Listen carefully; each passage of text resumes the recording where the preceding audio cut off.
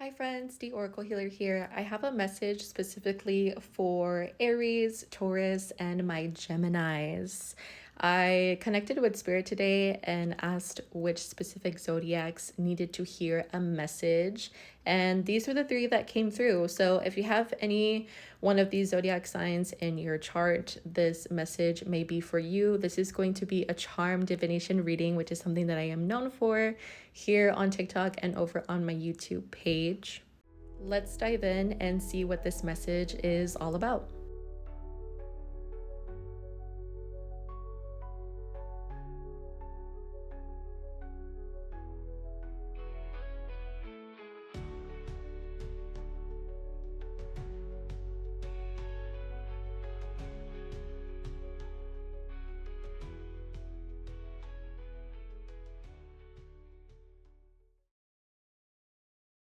Before we talk about the message today, I do just want to give a quick reminder to remember to only take what resonates or what you feel is for you. Obviously, we have three specific signs we're going to be talking about today.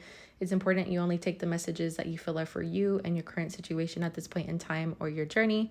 If anything that gets said doesn't make sense, it's more than likely just a message for one of the other zodiacs today. So the first initial message that came through was lovesick. We have this person like coughing here next to like the soulmates, along with the root chakra as well. So I feel like for some of you in this reading today, this is feeling lovesick over a situation or over someone that maybe you thought was going to be a soulmate and getting disappointed that they ended up not becoming a soulmate. I do feel like this was something that took a really big hit on your stability and your responsibilities, but also just like your heart chakra, your ability to trust or put trust into people in general. I feel like it has already been really, really hard for you to be able to trust, which made this even more disappointing when it did happen. But there is a huge message here with a crystal ball that you are meant to find a partnership that is worth having in the future. Your spirit guides are telling me that right now there's a lot of fear of the unknown that you tend to get wrapped up in, and this is something that tends to hold you back, right? Having too much fear about what's going to happen next, what's in my future, will this ever be in my future, will it not, nothing good ever goes right for me. So there is a lot of heavy energy when it comes to the mind. We do have Gemini on here. Mind things and all things mind and thoughts is Gemini, Libra, Aquarius. So I feel like this specific situation that we're talking about could stem for all three of these zodiacs today that are watching, but specifically Gemini, okay? Now, it does look like with the Lovers card and the Emperor, there is someone with masculine energy that you are meant to meet in the future.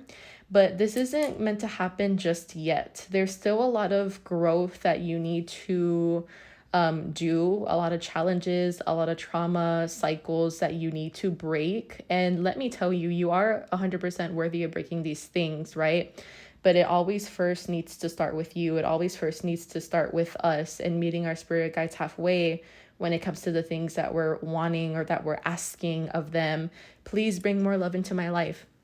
Please show me and bring to me my person, my future husband, my future wife. But if we are not ready to take care of something due to the fact that we are still so sprung up over past old wounds and hurts, when we receive that gift, how in the hell are we gonna know how to take care of it? You know, like that's what like the vibe and the energy feels like in here. We also have the unicorn that was flipped over. I feel like this is representing you needing to conquer these things and needing to step more into your power and seeing that you do have a lot of power. You do hold a lot of magic. There is a lot of power in your thoughts and, you know, your words, the way you think of self, the way you think of being fearful of future or being optimistic about future. We have a lot of bottle caps here, so there is symbolism of like drinking. Someone could have issues with like drinking or drinking. Someone's sobriety could have been one of the main challenges either for you or for this like lover that disappointed you. I do feel like you have a good circle of people and friends around you. I do feel like there's some old friendships that you're being called to reconnect with. But for whatever reason, you haven't been reconnecting with them. I feel like it's because there's just been so much loudness and fog that you've been dealing with when it comes to love. And that's something that your spirit guides have been trying to show you, like, look, like, you're not ready for love right now. Not being ready for love right now doesn't equal not being ready for love ever, or in general, or love is not in the cards for you at all in your life. That's not what that means. That just means for now, we need you to take a step back from love. We need you to work on self. And something that would help you do this is connecting with people who do make you feel like yourself, connecting back with people who do make you feel seen, and people that you feel like you can be your good, best, authentic self around, and who help bring that out of you. Going back to what I was saying about there being like a difficult love situation, a sister can be significant for some of you in here, or someone that you would consider to be a sister, even if it's not actually by like blood. I feel like the sister has been someone that you have been able to go to, specifically with anxiety, because now I'm starting to feel like my heart's about to pop out of my chest. Any anxieties and these fears, you've really been able to use the sister as someone that you can like lean on and know that you can still do that going into the future.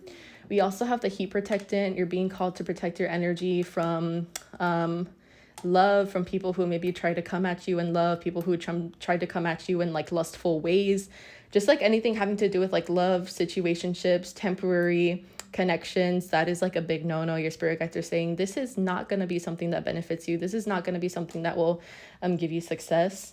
There needs to be more self-care here. I don't know if someone in this reading has been having issues with like scalp. I don't know if that's like having dry scalp, maybe like dandruff, or just feeling lately like you've been having issues with hair. Maybe your hair has been falling out. Maybe you've been noticing that you've been shedding hair a little bit more than usual.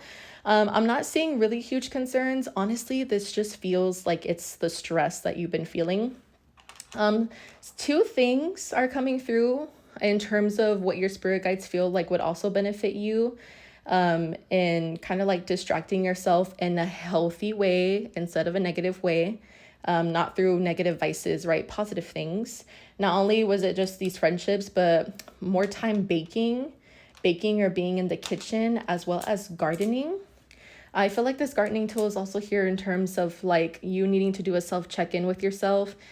Dig out things that you feel like are rooted in a negative way.